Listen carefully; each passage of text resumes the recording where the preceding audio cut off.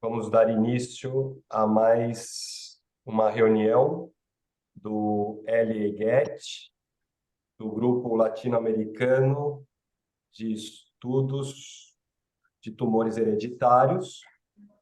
E hoje teremos a participação da doutora Maria Tereza da Cruz Lourenço, que é médica psiquiatra, que hoje atua em Portugal. Ela tem pós-doutorado em oncologia psicossocial e cuidados paliativos, e tem outro pós-doutorado em psicofarmacologia e distúrbios do humor, pela Universidade de Toronto, no Canadá. Então, para nós, é uma honra ter a doutora Maria Tereza aqui, participando conosco hoje, no LGET.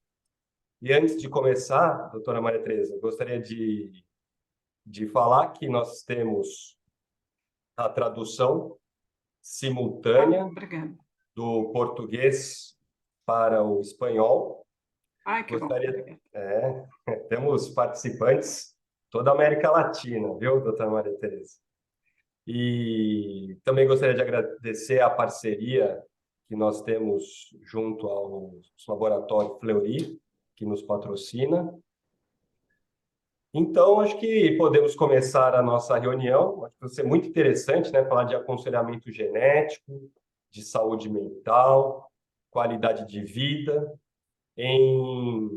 quando a gente fala de câncer, né, que é como todos nós sabemos, quem lida com isso todos os dias, né, com quem trabalha com câncer na oncologia, com oncogenética, na medicina genômica, nós sabemos como que são difíceis, como é complicado, como é delicado, né?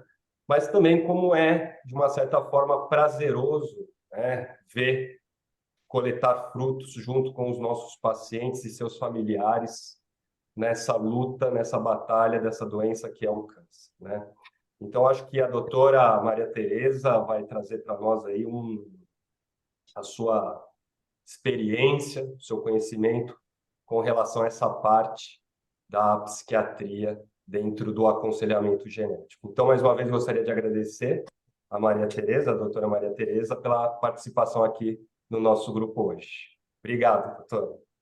Pablo, antes de começar, eu queria falar só duas coisas que eu esqueci. Claro. A doutora Maria Tereza tem a formação toda dela na Escola Paulista, a mesma que você, e a formação de graduação e residência e formação acadêmica, e ficou durante muitos anos como chefe da psiquiatria, da oncopsiquiatria da Camargo. Depois ela pode falar quantos anos aí que ela ficou lá na Camargo. Então, a palavra é sua, Maria Tereza, por favor. Muito obrigado. Muito obrigada.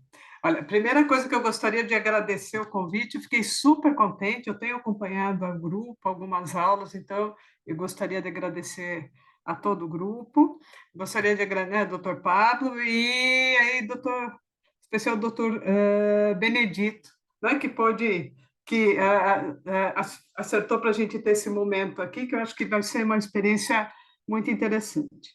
Eu gostaria de agradecer a todos aí pela audiência, a Érica e a Natália. Eu vou usar 3 heredogramas aí na minha aula, e elas é que me forneceram gentilmente os heredogramas, eu queria agradecer, né? E agradecer ao Jefferson aí, que está sempre dando aí o apoio técnico. Obrigada, Jefferson. E eu gostaria de, então, fazer um convite para todos vocês. Eu pensei o seguinte: como é uma audiência que trabalha na área, já está vive nesse meio, eu acho que seria interessante a gente fazer uma coisa mais informal, tá? Então, por gentileza, vocês podem me interrompendo à vontade, e a gente vai conversando e discutindo, vamos trocando experiências, eu vou indo com a aula. Se em algum momento eu achar que a gente precisa diminuir a discussão para chegar a passar alguns conceitos que talvez né, até o final do horário precise, eu vou pedindo, falando: olha, pessoal, vamos dar uma parada nas questões agora, vamos avançar um pouquinho, vamos retomar isso daqui a pouco, tá bom? Uma coisa que eu acho interessante, que aí o Dr. Benedito falou, né? Eu tenho mais de 20 anos trabalhando em oncologia, com psiquiatria e oncologia, uma coisa que eu gosto muito. E interessante que na minha graduação eu fiquei durante 2 anos na genética, lá da Escola Paulista, na época era o Dr. Décio Brunoni. E a mudança do que era naquele tempo, a gente medir e ficar levantando a literatura para tentar fazer diagnósticos, e o que mudou tudo nesses anos é uma coisa assim linda da gente acompanhar, observar. Então eu acabei juntando aqui várias coisas que eu gosto e no meio de amigos, melhor ainda. Jefferson, vamos então? Passar a próxima? Ou eu passo daqui? Não, Jefferson passa. Você passa ou eu consigo? Obrigadão, Jefferson. Bom, então, eu acho que a gente vai falar muito dessa nova realidade que, né, com todo esse avanço tecnológico, a gente acabou. Então, quando a gente fala de aconselhamento genético, saúde mental, qualidade de vida na área, eu acho que a gente tem que olhar para esse todo com que nós estamos trabalhando. Então, hoje a gente tem o doente, a gente tem o sobrevivente do câncer hereditário, a gente tem o não doente, a gente tem o não doente, mas doente em potencial, a gente tem todos os familiares aí, né? Então, pai, cônjuge, os parentes segundo, terceiro grau, a gente tem o trabalho, né? O pessoal do trabalho, os amigos, a gente tem a equipe de saúde, que está junto o tempo todo, os pesquisadores, a gente tem novas discussões éticas, porque o que a gente sabia de ética já não serve mais, né? Nós estamos agora desenvolvendo novos conceitos, novas ideias, a gente está evoluindo assim, à medida que as exigências vão aparecendo, as perguntas vão sendo feitas, né? E uma coisa muito importante, que tudo isso, né, que a gente vivencia junto com esses pacientes e também para quem faz pesquisa, enfim, isso leva uma mudança no padrão de comportamento nosso, né? Isso acarreta uma nova visão que a gente tem, até sobre vida, sobre futuro. Então, é uma coisa que é muito envolvente e eu acho que mexe bastante com todos nós. Próximo, por favor. Então, o primeiro conceito que eu gostaria aí da gente colocar um pouquinho é sobre tomada de decisão, né? Eu acho que é uma coisa que quando a gente passa uma informação, né, do ponto de vista genético no aconselhamento, ela tem um lado que ela é muito racional, né? Ela é muito baseada, olha, o exame deu isso, as chances, o que nós vamos fazer. Então, é uma coisa muito. Você está passando dados, né? É uma coisa racional. Porém, a compreensão que a gente tem de tudo, ela passa por duas coisas, né? Pela parte racional e irracional, né? E essa irracional, ela é muito forte, né? Muito importante. Então, você tem a compreensão passa por esses dois mecanismos, o equilíbrio deles, né? E daí que a gente vai ter a nossa tomada de decisão. O pessoal que trabalha os teóricos, né, trabalham com bolsa de valores e tem muitas hoje teorias de economia mostrando, né, que o pessoal na bolsa de valor, a tomada de decisão é emocional, ela é mais irracional do que racional que as pessoas tomam, né? Então, para a gente ver como o irracional, acho que em todas as áreas da gente, ele está sempre aí e ele é sempre muito forte. Então, o que a gente tem envolvido, né, nessa tomada de decisão? Aí o paciente está lá, ele, né, enfim, a pessoa que foi fazer o teste, né, e ele recebe essa informação. O que tem nele que nós vamos estar lidando, né? Que vai atuar na maneira como ele vai receber isso, entender como ele vai metabolizar tudo isso e chegar a uma tomada de decisão. Então, a gente tem aspectos psicológicos, ou seja, o que essa pessoa passou na vida, que experiências ela teve. A primeira vez que tem câncer na família, não é? Ela passou a vida vivendo a família perder pessoas com câncer, ela tem uma experiência positiva, negativa, como é que é a história dessa pessoa na vida? Que fase da vida ela está? O que ela pretende? Não, que futuro ela tem? É diferente a gente dar um diagnóstico para uma pessoa de 20 anos e para uma de 50, 60. Entendeu? As preocupações são completamente diferentes. Né? A de 60 já teve sua prole constituída ou não, mas já está num ponto, a de 20 anos ainda tem todo esse trajeto pela frente. Então, a gente tem, né, momento de vida, tudo isso. Depois, uma coisa que a gente não pode esquecer, tem os transtornos psiquiátricos. Às vezes a gente está falando com alguém que tem um transtorno bipolar do humor, que tem uma depressão recorrente, que tem uma síndrome do pânico, ou que tem transtorno de ansiedade generalizada, ou tem problema com drogadição. Então, tem tudo isso também que vai envolver, né? Dessa pessoa que a gente está que a gente está vendo. Depois, a gente tem também, pessoal, características pessoais dessa pessoa. Então, como é que ela é? Ela é mais resiliente? Não. Ela é mais determinada? É uma pessoa que não é deprimida, mas é meio que, assim, é mais para um lado daquela pessoa mais... Sabe aquele que é o distímico, ele não chega a ter depressão, mas ele está um degrauzinho para baixo, aquela pessoa mais, vamos chamar de pessimista, né? Como é que é essa pessoa? Quais os mecanismos que ela usa de enfrentamento? Isso são características muito pessoais, né? E depois tem também a escolaridade, que não, tá? Não que a escolaridade vá definir como a pessoa vai reagir e enfrentar, tá? Não vai. Mas a escolaridade, o nível de escolaridade facilita a compreensão, né, daquela informação técnica que é colocada, tá? Mas não, a gente não pode ter ideia de, se tem pós-graduação, vai lidar bem com isso. Se não tem, não vai. Vocês que trabalham com isso, vocês sabem que não funciona assim, não é? Então, acho que isso aqui dá uma ideia do tamanho do que a gente tem para lidar, né? E quão, assim, a individualidade de cada pessoa que chega para a gente, né?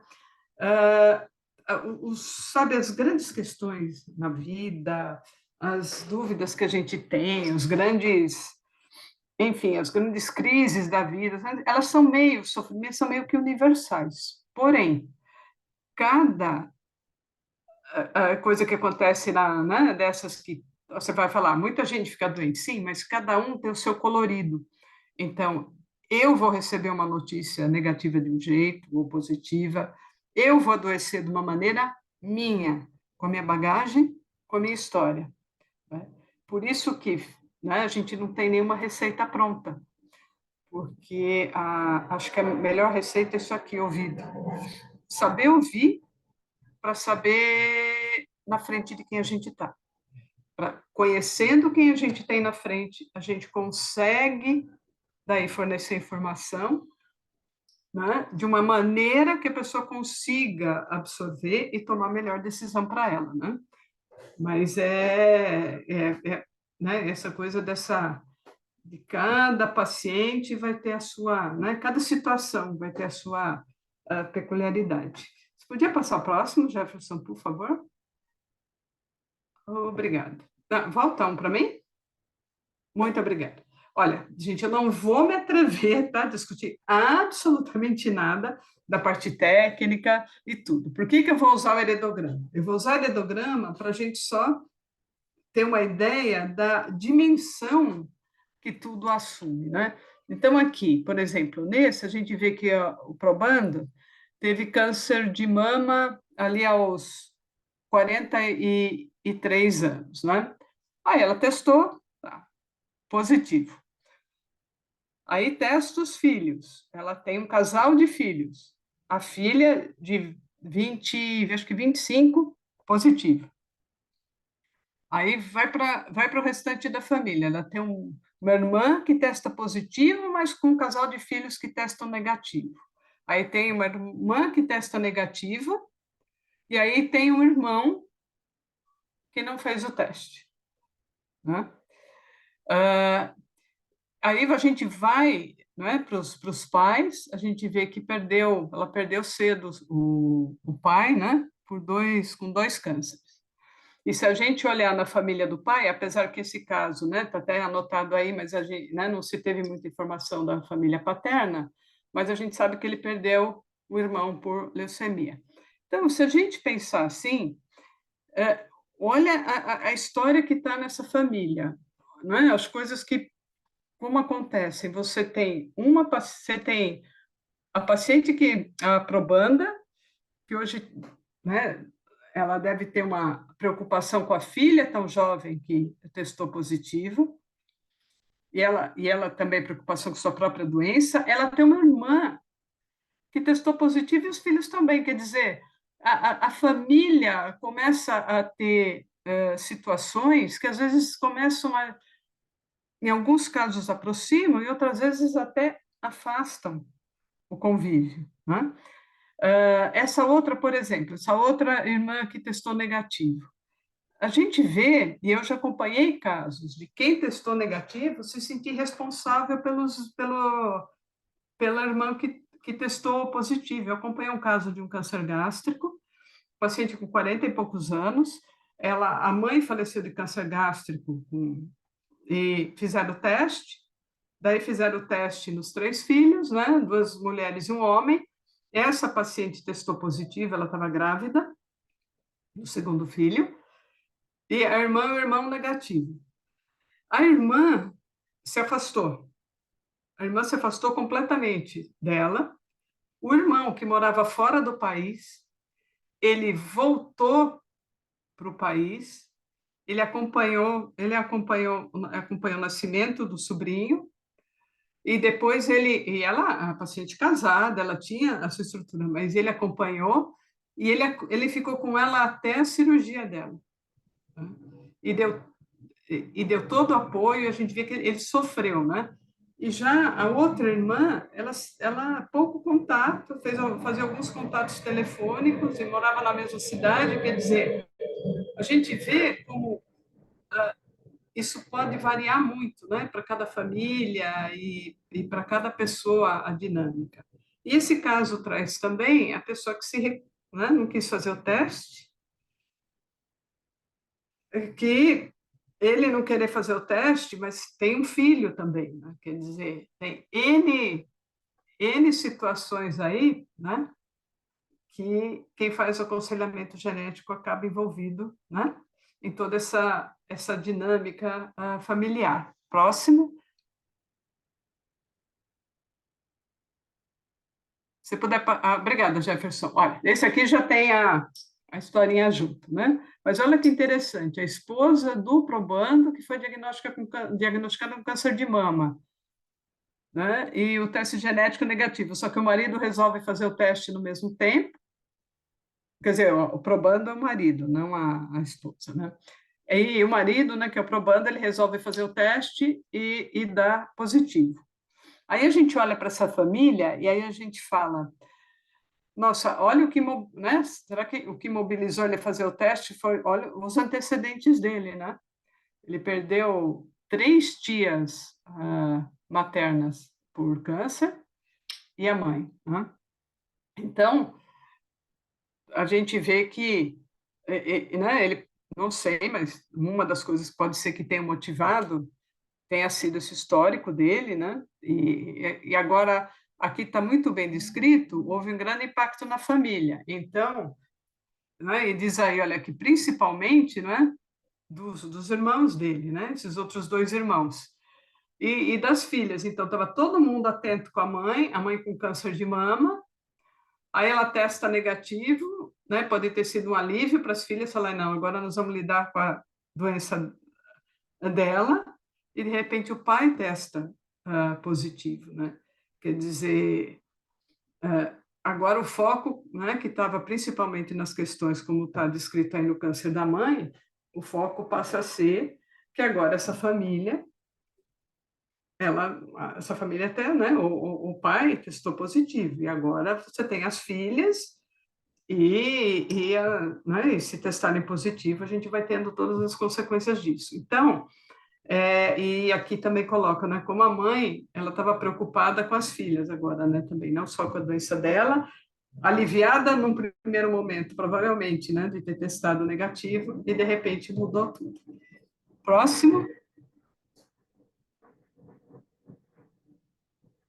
Obrigada, Jeff. E se vocês quiserem interromper, são só 3 heredogramas, tá? Daí eu vou começar a falar um pouco dos trabalhos, algumas coisas, mas se vocês quiserem interrompendo, vocês fiquem à vontade. Eu sei que vocês têm N exemplos, esses são alguns só para a gente lembrar de tudo que acontece em torno, né, do aconselhamento genético, né, e que faz parte dele, né, nem em torno seria.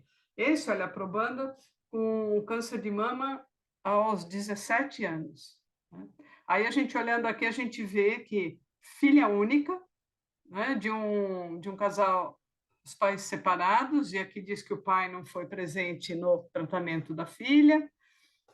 Então, existe uma dificuldade de se comunicar com essa família paterna, e aí a gente vê que a meia-irmã, já aos 25, 23 anos, teve um câncer de adrenal.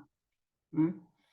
Daí a gente olha agora para o lado da mãe, né? E a gente vê uma das irmãs dessa... Irmãs não, uma das... Não, espera um pouquinho só. Não, irmãs, exatamente. Aqui do ladinho é o marido dela. A gente vê algumas irmãs gêmeas dela, né? Uma com câncer de útero, ali aos 52. Então, a gente, aí quando você vai atender essa família, olha tudo que aparece, né? Você começa com um probando jovem, com câncer, e aí você entra numa história de pais separados, de um pai que não acompanha o tratamento da filha, né? De toda a equipe de aconselhamento genético precisando de mais informações, tem que ter, né? Sabendo que tem doença do outro lado, do lado da família paterna, né? Então, isso vão aparecendo N. Eu acompanhei um caso que a pessoa só descobriu que era adotiva na época do teste genético, né? E os pais já tinham falecido, quer dizer, sem a possibilidade de ter a conversa com eles, e era o filho mais velho, adotivo, quer dizer, os outros eram biológicos, só que tinha mais 2 mais novos, né? Os tios já falecidos, quer dizer, não tinha, né? Essa pessoa ficou sem ter para quem perguntar nada e descobre nesse momento, quer dizer, você adoece, faz um teste genético, né? Ele já tinha doença, teste genético positivo, e ele não tem a história e ele descobre que é adotivo e não tem a história da família. Então, a gente vê que não é só, né? Eu acho que a equipe de aconselhamento genético ela vive envolvida nessas histórias de vida, né?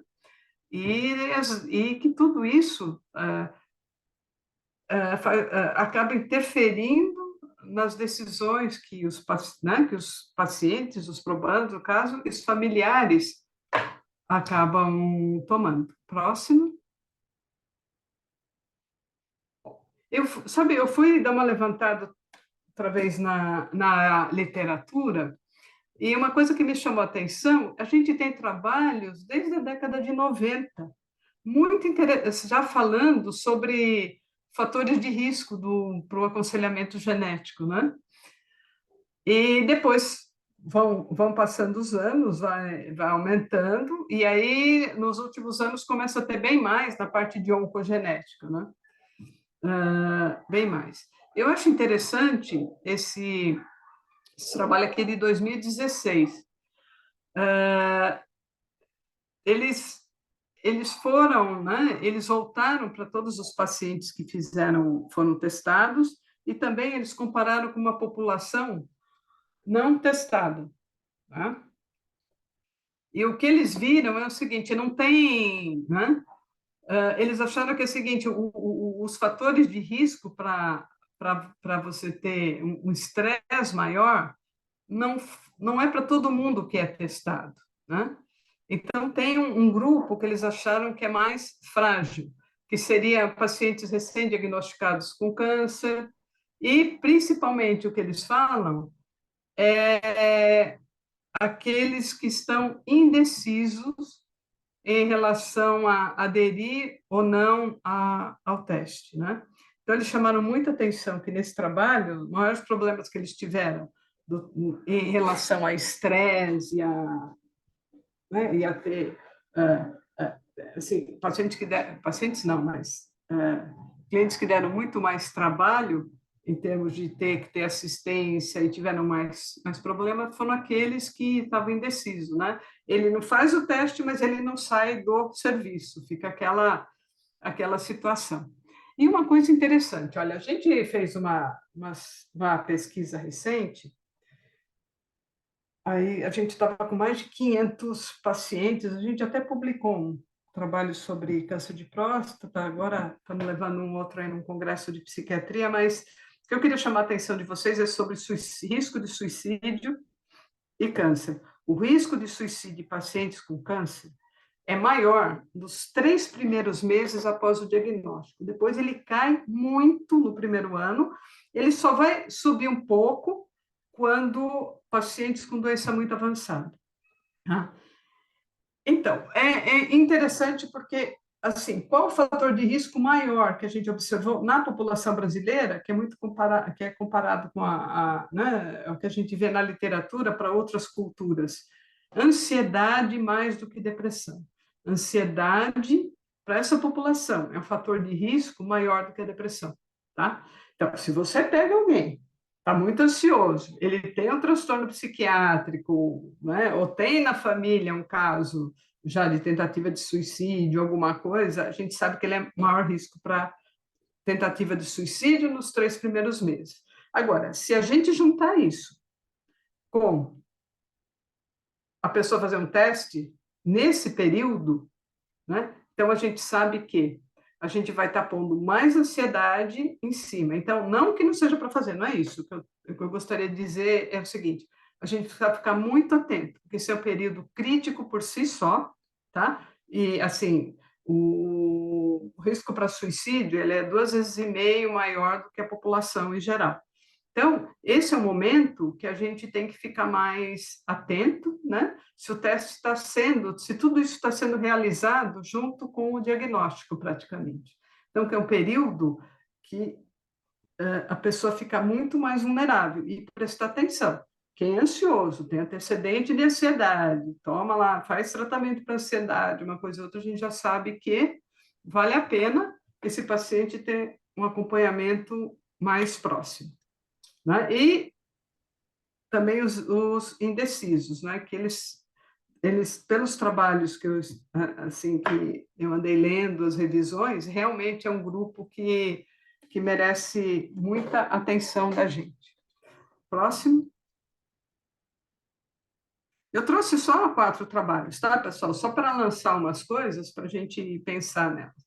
Esse outro, ele é muito interessante, eu achei, porque esse é de 2015, e aí nos anos mais recentes, na década agora, né, a partir de 2000, nas últimas 2 décadas, a gente começa a ver muitos falando sobre crianças e adolescentes, né? E o interessante nesse estudo é que eles acham que os benefícios e os, vamos chamar de, a palavra malefícios eu não gosto mais, enfim, ou o estresse, melhor, tá? Que o teste genético pode causar, eles são muito mais de ordem psicossocial do que físico no adolescente, geralmente. Então, porque no adolescente você já tem, né? Ansiedade, problemas de autoimagem, e aí entra tudo isso, entra a incerteza que daí já começa sobre o futuro, porque é uma coisa interessante, né? A gente acha que a gente controla alguma coisa. À medida que o tempo passa, a gente vai vendo que a gente não controla nada, né? A gente não controla, assim, nada na nossa vida, né? Só que nessa idade isso é mais complicado, né? E ainda o impacto dessas decisões todas relacionadas, né, com vida reprodutiva, educação, o que vai estudar, seguro, estilo de vida. E tem 2 aspectos interessantes. Tem uma coisa que Eu vou só colocar, tá? É uma coisa assim, ela é dura, mas eu já vi acontecer. Eu vi acontecer não em relação a teste genético, tá? Mas em relação a dois irmãos, que um tinha um diagnóstico de câncer, mas estava sendo tratado, né? Uma leucemia, o outro não. E a família estava assim, dinheiro, nós vamos bancar educação para dois, sendo que um talvez não viva. E o que a gente faz? A gente concentra no outro. Tem um livro, gente, eu esqueci o nome do autor, mas eu vou procurar, me comprometo a mandar para vocês. Tem um livro chamado Filho Dado como Morto. Então, às vezes, algumas famílias, a gente precisa tomar um cuidado imenso, porque aquele filho, ele pode tanto ser super protegido, como ele pode ser colocado nesse papel de filho dado como morto. E a família começa a fazer o luto desse filho a partir do diagnóstico da doença, ou talvez, isso eu não vi, tá? Mas eu não sei se talvez isso possa se reproduzir depois de um teste genético positivo, né? Então, eu acho que são coisas que a gente precisa pensar, né? A gente precisa conhecer bem a família. Eles, né, nesse artigo eles falam muito isso com adolescente. A gente precisa conhecer muito bem a família, muito bem quando tem um adolescente envolvido, né, para você ir fornecendo informações que serão que vão ajudar. Se são informações para uma criança ou adolescente que ele só vai poder fazer alguma coisa, o que só vai acontecer daqui 20, 30 anos, e eles questionam, né, de conversar com a família, está na hora de fazer o teste, ou é melhor a gente não fazer? Né? Numa família, quer dizer, se os pais têm alguma doença, mas nos filhos vai aparecer só daqui a chance, né, de começar a ter que tomar cuidado, eles já vão ser adultos, hoje eles são crianças. Né? Então, eles colocam isso, vamos fazer o teste quando eles forem adultos? Porque daí você consegue pensar, ou a gente faz o teste agora que eles são crianças, e se dá um positivo, o que vai ser da vida desse, da infância e adolescência desse testado positivo, desse, né, que ele vai ser um teste positivo, e aí, um doente em potencial, a infância e a adolescência inteira? Então, acho que são questões muito interessantes, eu acho super difíceis, tá? E para cada família vai ser de um jeito. Próximo, Jefferson, por gentileza. Então, esse estudo aqui, esse é de 2009, tá? E eles, esse estudo, eles acham que o que se deve fazer é sempre ter um suporte psicológico e toda a equipe de aconselhamento focar nisso, né? Como é que o paciente está entendendo? Qual a percepção dele de risco? O que ele acredita, né? Que essa doença pode ser controlada ou não? Como que vai lidar com a doença se ela estabelecer? Porque aquele que já está doente já está lidando, mas se algum que dá positivo, o que ele faz? Teve uma vez que eu recebi uma paciente, ela veio me procurar, uma senhora, ela tinha sido diagnosticada com câncer de mama, já fazia um tempo, já tinha tratado, estava bem, mas resolveu fazer o teste e BRCA. Dúvida dela, tinha duas filhas. Tinha uma que estava com um casamento marcado para dali 3 meses. Ela veio procurar ajuda porque ela estava com dificuldade em decidir. Eu conto agora, eu falo que ainda não saiu o resultado, porque ninguém está me perguntando, e deixo para contar depois que ela se casar, quando eles voltarem da lua de mel. Se eu não contar, ela vai achar que eu traí. O que o noivo dela vai pensar disso? Ou seja, essa paciente ela estava assim envolta em tantas dúvidas do que ela queria proteger a filha e ela não sabia como, se ela ia proteger mais contando para as filhas o teste ou não. E uma vez contando, será que a filha ia fazer antes de casar ou não? E ela achava melhor deixar para depois, mas isso é uma coisa que a filha que ia ter que decidir. e ela estava nessa angústia, e isso estava assim, ela estava sofrendo imensamente, né? Com essa dúvida. Então, a gente vê que as coisas realmente, né? Elas, hoje em dia, a gente tem uma outra, né? A gente tem um outro olhar para tudo isso. Eu já atendi também, aí não era caso de câncer hereditário, não, era de X frágil, mas uma família que tinha duas crianças acometidas, e eles, na terceira, eles resolveram uma gestação que eles queriam tentar uma criança saudável, e eles acabaram fazendo inseminação artificial, tudo, eles fizeram o teste e foi escolhido o embrião. Essa mãe entrou numa depressão imensa durante a gravidez por ela ter escolhido, por ela ter feito essa escolha. Então, ela tinha uma culpa enorme, né? Então, durante a gravidez toda, ela precisou, né? A gente trabalhou, ela precisou lidar com isso. A criança nasceu bem, mas assim, né? Um momento difícil, né? Complicado para você ver. Cada pessoa enfrenta isso de uma maneira muito peculiar, né? Muito sua, de acordo com a sua ética, né? Com todos os seus valores morais, com a sua consciência, com os seus, né? Depende da parte espiritual também de cada um, da religiosidade ou não de cada paciente, né? Próximo. Esse é o último artigo que eu vou mostrar. Esse é um mais novo, esse é de 2023. Então, o que eu observei revendo a literatura? Eles estão saindo de falar sobre o probando e eles estão entrando cada vez mais na questão da família. E a gente percebe pelos artigos que parece que está sendo uma compreensão geral de que a questão é familiar, envolve a família, não só mais o probando, tá? Então, a gente vê nos artigos, vai indo. E esse artigo eu achei interessante pelo seguinte, foi feito na Holanda. Eles começaram a ligar, né?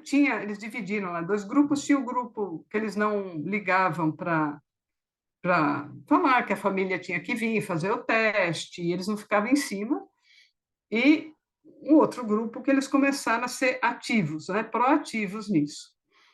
Esse artigo diz que o risco, né, que geralmente o teste genético, a adesão fica em torno dos 50%, geralmente até menor. E eles mostraram que, mesmo fazendo isso, esse resultado lá na Holanda, ele não mudou. Então, eles acham que a questão é mais ali, né, do jeito que essa família funciona, do que tanto só, não adianta só o profissional ficar insistindo. Ele sozinho, talvez ele não consiga romper essas barreiras que são do jeito que a família funciona. Quando a gente trabalha com família, pessoal, tem um negócio muito bacana que a gente faz, que é heredograma, como vocês fazem, só que de padrão de comportamento. Se vocês fizerem isso, um dia tiver tempo, cada um fizer o seu, vocês pegam lá, sabe, os avós, dos dois lados, tá? Que profissão que eles tinham? Eles casaram com que idade? Eles trabalhavam com o quê? Eles tinham um hobby? Como é que era? Como é que são os filhos? Como é que são meus tios, cada um que fez? Quando a gente termina de fazer, a gente começa a ter uma compreensão, olhar, enxergar coisas da família que a gente não tinha visto antes. Você começa a entender, né, como é que esse comportamento ele vai. Né? Quem é, por exemplo, filho direto de alguma pessoa que enfrentou a guerra, essa família passa alguns valores, imigrantes passam alguns valores, né? Então, e isso, por mais que a gente ache que não, isso vai. Isso são padrões de comportamento. Aí você vai vendo as ovelhinhas negras, que são aquelas que vão rompendo esses padrões de comportamento, tá? Mas eles têm. E é uma coisa muito interessante de a gente observar nas famílias, né? Então, eu acho que tudo isso, a família que vive com doença, a família, isso, né? Quando a gente entra nisso, a gente vai ver esses padrões de comportamento de cada família, provavelmente atuando nessa questão da aceitar ou não a testagem e como lidar com o resultado de tudo isso. Próximo. Obrigada, Jefferson. Então, Eu não vou entrar em qualidade de vida, porque eu acho que isso tudo que a gente está falando influencia na qualidade de vida, mesmo porque a gente tem no grupo pessoas que entendem de qualidade de vida muito mais do que eu, tá? Então, mas o que eu acho que é interessante é a gente lembrar que muitos problemas psicológicos a gente pode antecipar e diagnosticar, tá? Nesse grupo. Então, a gente tem que desenvolver protocolos ou para atender esses pacientes, a gente principalmente focando em detectar nível de ansiedade, né, que a gente já começa a pegar quais são ali as pessoas de risco maior que a gente tem. É aquela tua história que vocês conhecem muito bem, né? Resultado negativo nem sempre traz alívio, como exemplo que eu dei, depende do jeito que a pessoa vive isso, vira um fardo, né? Outro fato interessante que eu já vi é como é que a gente explica, olha, você é negativo no teste, isso não quer dizer que você não vai ter câncer no futuro, né? Que é outra coisa interessante, que às vezes é mal interpretada, né? A pessoa vê como um passaporte para o não adoecimento de câncer, né?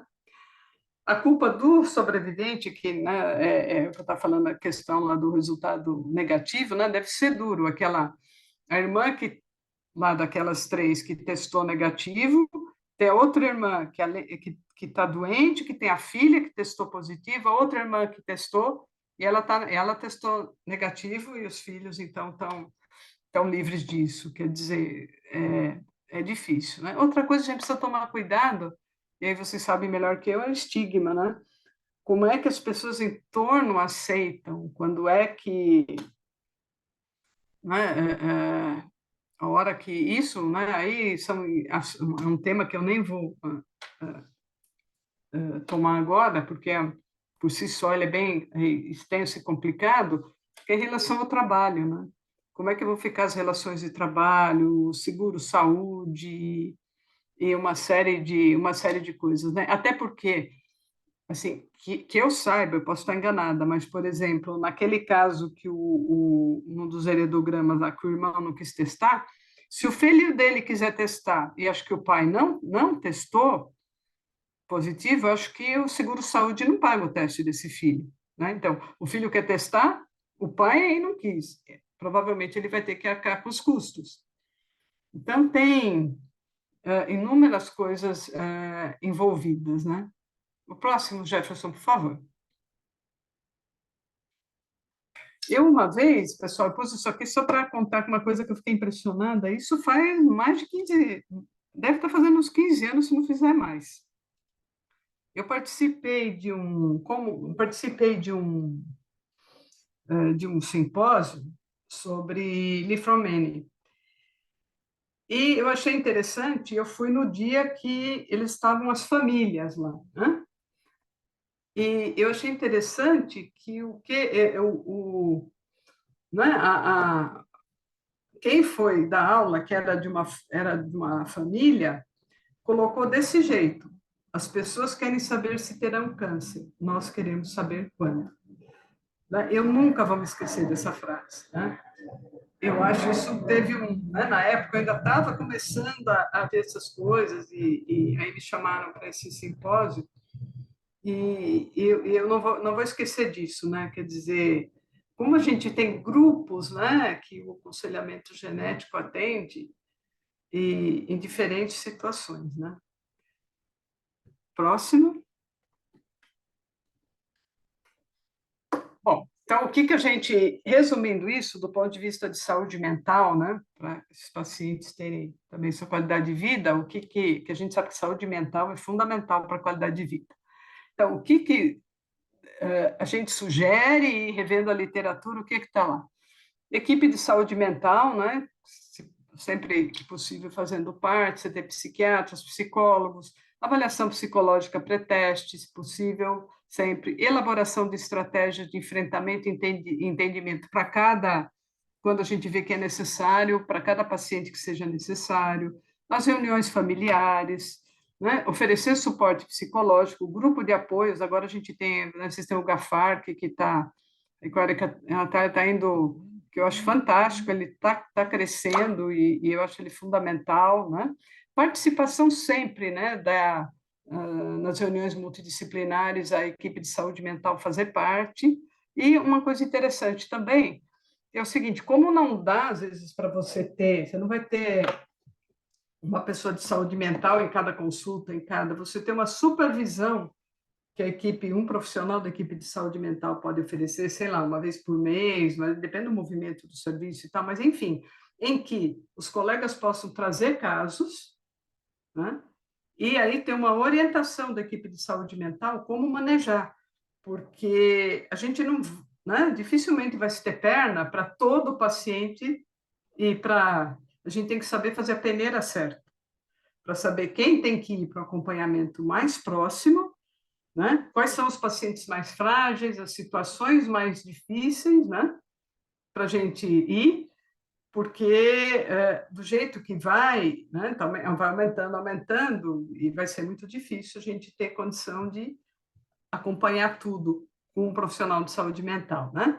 Mas a supervisão pela equipe de saúde mental, a equipe de saúde mental dando suporte, apoio e treinamento para as pessoas que estão diretamente ligadas ao aconselhamento genético, acho que são importantes. Hoje eu estou vendo trabalhos que antes só tinham em revistas eu vi, né, no levantamento, só de genética, enfermagem, e agora já começaram a aparecer trabalho nas revistas de psiquiatria. Então, isso está mostrando cada vez mais que o tema está começando a realmente, né, a envolver todos os especialistas. Próximo. Eu só queria agradecer super. Eu pretendia me estender um pouquinho menos, um pouquinho mais, mas a gente tem aí uns 7 minutos para a gente discutir o que vocês quiserem.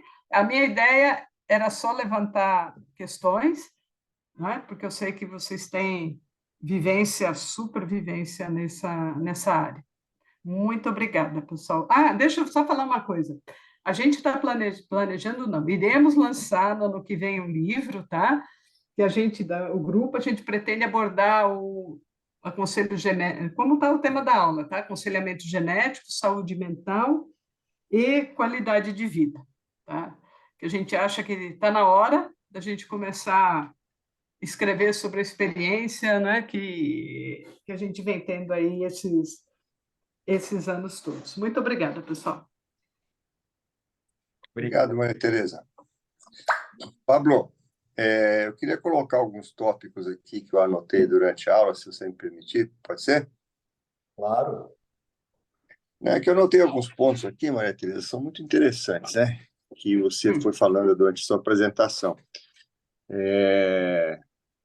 O ponto da individualidade de cada paciente, cada família, né? Isso é uma coisa que é sempre um desafio, porque tem variações de crenças, religiões, espiritualidade, compreensão das coisas. E a Natália, nossa enfermeira, que pediu desculpas para você por não poder participar, que ela estava num curso de treinamento nesse mesmo horário, ela é uma especialista em genograma. Então, quando você desenha o genograma em cima do heredograma, é um negócio completamente diferente, né? As relações familiares influenciam muito nessas decisões todas que você colocou muito bem. Então, esse exemplo que você deu de desenhar a própria família aí, eu nem vou arriscar, viu? Porque a Natália chegou aí, ó. Oi, Natália. Então, estava falando mal de você aqui, Natália. É tarde do que mais tarde, então. Obrigada. Estava no treinamento. Então, essas relações familiares relacionadas com essas características individuais de cada família é muito desafiador, né? É muito desafiador. Então, não dá para você fazer um padrão de entregar um teste de maneira organograma, fluxo, né? Porque o fluxo muda tanto que você vai ter que fazer um monte de fluxos, né? Então, eu acho que a individualidade ainda é um dos grandes desafios para a gente trabalhar com cogenética, né? Isso entra nos outros tópicos que você colocou, que é o enfrentamento, testar menores, a história de morrer em vida, né? Eu tenho alguns pacientes que já morreram sem morrer, né? Eles desistiram da vida, né? Então, morrer em vida é muito triste, né? E isso é uma coisa que, quando eu vejo acontecer, me deixa muito angustiado, porque você está vendo se esvair, né?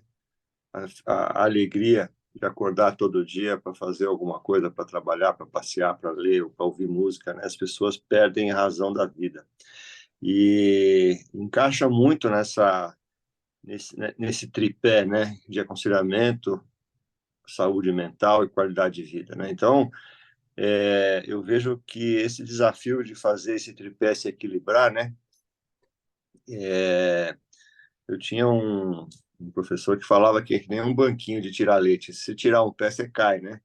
Então não funciona sem um dos pés, né? É um banquinho de 3 pés. Os três têm que estar alinhados para você poder sentar e não cair, né? Porque você fazer aconselhamento genético sem pensar na saúde mental do paciente, da família, e sem pensar na qualidade de vida que você pretensiosamente acha que vai trazer com o resultado de teste, você não está fazendo direito, né? Então, para você dar um resultado de teste, você tem que ter essa sensibilidade, né? E eu sempre me desafio muito numa consulta de aconselhamento genético quando eu vou dar um resultado, porque nem sempre o que você acha que é bom no seu ponto de vista é bom para quem está do outro lado da cadeira, né? Então, por isso a importância, né, desse suporte psicológico que você colocou também na sua aula. Esse é um dos nossos objetivos, né, Natália, Pablo, e a gente ainda não conseguiu isso de maneira sistematizada, esse suporte psicológico para pacientes de aconselhamento genético, porque se você tem um diagnóstico de doenças psiquiátricas prévias, você tem já um spoiler, né, dos riscos de maneira mais macro. Mas nem sempre você tem isso, né? As consultas muitas vezes não permitem que você tenha um perfil desse paciente ou um diagnóstico psiquiátrico, né? Então, muitas vezes você acaba descobrindo as fragilidades, que você colocou essa palavra muito bem, eu acho que é uma palavra muito feliz, né? Descobrir as fragilidades das pessoas, você acaba descobrindo nesse contexto de convívio, né? Durante não só da consulta de aconselhamento genético, mas do acompanhamento que a gente acaba fazendo para aqueles indivíduos que você colocou naquele slide lá do começo, que eu achei muito legal também, o doente, o não doente, o quase doente, o potencial doente, o paciente, o sadio, né? O culpado por estar sadio. É uma classificação bem legal, viu? Para a gente poder colocar para quem está na nossa frente, né? Mas, então, assim, é um emaranhado de desafios, né, Maria Tereza? Muito obrigado pela sua apresentação. A gente não tinha pretensão de resolver o problema aqui, né? Não. Mas para levantar a, a, a, a coisa de sinal amarelo para todo mundo que trabalha com aconselhamento genético, que não é tão simples assim. Eu vou passar a palavra para o Pablo e para a Natália. Eles são os atuais presidentes e vice-presidentes do grupo. E eu queria ver a opinião deles também. Nós temos ainda aí uns 4 minutinhos. Pablo e Natália, por favor. Primeiro, agradecer a excelente aula da doutora Maria Tereza, que abordou diversos tópicos que acho que, para quem faz o aconselhamento genético, eles beliscam o nosso calcanhar de Aquiles, né? O nosso tendão do calcânio aqui, que é justamente alguns pontos que se abordou na sua aula, que eu também anotei aqui, que é justamente a identificação dessas pessoas ansiosas e que recebem o diagnóstico de câncer e vão para o aconselhamento genético no intervalo menor do que 3 meses, né? E a grande maioria dos pacientes que a gente recebe aqui no nosso serviço são pacientes recém-diagnosticados que muitas vezes estão ansiosos, estão angustiados, né? E que receberam esse diagnóstico com menos de 3 meses e passam aqui no serviço de aconselhamento genético. Uma outra coisa também que eu fico muito receoso, né, que eu tomo muito cuidado nas consultas, é quando você faz aconselhamento genético para criança e adolescente. Né? Quer dizer, falar de uma doença como câncer para uma criança, um adolescente, para os pais dessas crianças, desses adolescentes, é muito delicado, é muito complexo, né? São diversas nuances que você tem que observar durante a consulta e, às vezes, até evitar a palavra, né, câncer na consulta. Né? e tentar sempre mostrar o lado positivo do câncer, né, da doença, do aconselhamento genético. Uma outra coisa que você também abordou, que também é um dos nossos calcanhares de Aquiles no aconselhamento genético, é a questão da barreira familiar, né, em diversos aspectos, né? Para quem frequenta congressos de oncogenética, sempre tem aquela pergunta no final da palestra, né?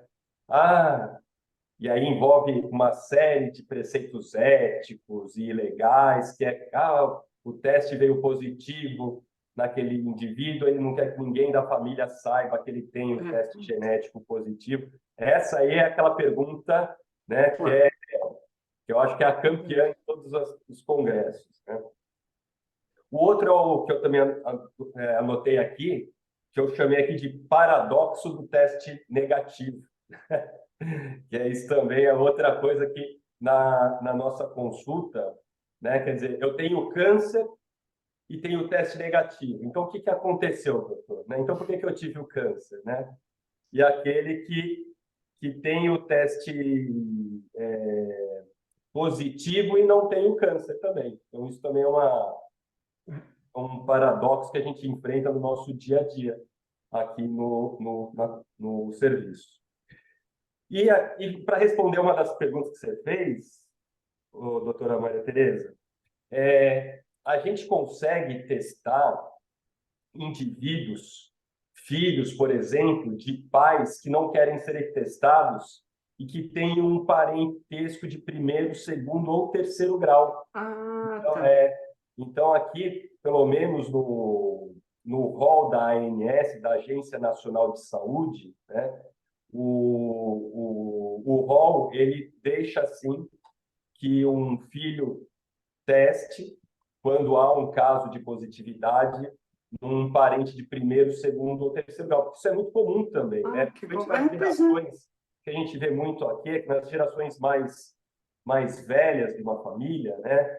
Onde acho que o pessoal, eu não sei por quê, acho que por múltiplos fatores, né? Que não querem testar, mas os filhos, que são uma geração mais jovem, mais conectada, né? Que acho que tem um acesso mais fácil pelas redes sociais com essa parte de teste, de saúde, e querem testar, né? Então você se lida muito com essa parte de os avós não querem testar, alguns pais não querem testar, mas os filhos, os netos querem testar. Então a gente consegue, sim, fazer o teste pulando gerações aqui pelo rol da ANS. A gente consegue... Coisa boa. Super. Você quer falar? Sim, doutora Maria Tereza, obrigada pela aula. Desculpa não ter Imagina! inteira. Você participou dela, eu agradeci por poder fazer o programa. Estou presente. Sim. Esse é um assunto que eu gosto demais, é algo que eu escolhi para fazer, acho que na minha vida, né? Estudar famílias e, mais do que isso, ver o impacto todo do aconselhamento genético nessas famílias. E tudo isso que vocês trouxeram é muito importante porque vai trazendo um outro olhar, né, para o profissional que está fazendo o aconselhamento genético em como avaliar a família como um todo, né? Então, assim, quando modifica de uma forma, né, mais sistêmica, quando você tem uma informação nova em um indivíduo, isso vai, né, sistemicamente interferir em outros também, né? Então, a gente, como trabalha tudo isso, que é mais rico do que tudo que é a comunicação, né?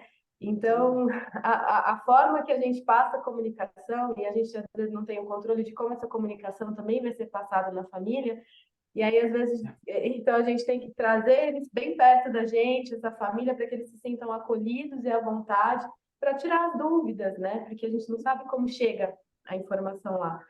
E lembrar que cada, né, falou dessa ansiedade dos 3 meses, e depende, né, que cada indivíduo está num período da vida, está querendo constituir família, está já na fase mais madura, que já os filhos já saíram de casa. Então a gente vai verificando isso e os impactos daquela vida, né? Tipo, a morte em vida é muito sério, né? Porque tem muitas outras perspectivas e a gente, né, um diagnóstico de um teste genético positivo não quer dizer que está doente, né? Pelo contrário, tem um risco e agora você sabe como se cuidar. E a gente não morre só de câncer, né? Aliás, a gente pode morrer de Exato. muitas outras coisas. Exatamente, né? Então, assim, é tudo muito maior do que só um laudo, Uhum. né? Do que quando a gente pega aquilo e só pega informações clínicas, biológicas, que são extremamente importantes, mas é agregar isso, né, nas outras questões, que são as psicossociais e mais profundas, por isso que é tão importante a gente ter essas discussões multi, né?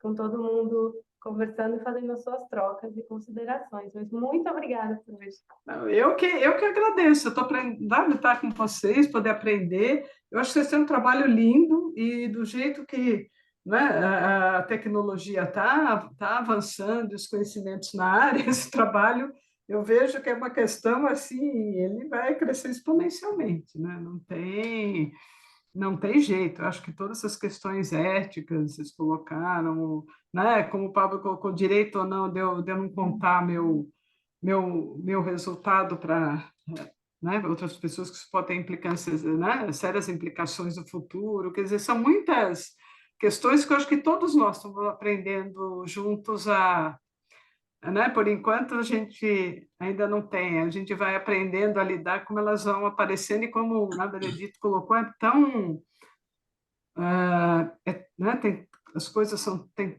tão individuais, né? São tão, não dá ainda, a gente não dá para ter uma receita. Eu brinco que tem muita coisa que a gente faz que é prêt-à-porter. Aliás, é alta costura, não é prêt-à-porter, né? Você tem que fazer na medida certa. Não dá para fazer o PMG É o personalizado, colocar, né? né? A gente está cada vez mais personalizando não só É. os testes genéticos, mas também a assistência, né? A gente vai Nem personalizando fale. cada vez mais. Então, olha, pessoal, super obrigada, viu? Eu que fiquei sou muito honrada, muito contente de poder participar. Eu costumo ouvir as reuniões, tá? Para mim, assim, até eu entender as coisas que vocês falam, está sendo um problema sério, mas devagar.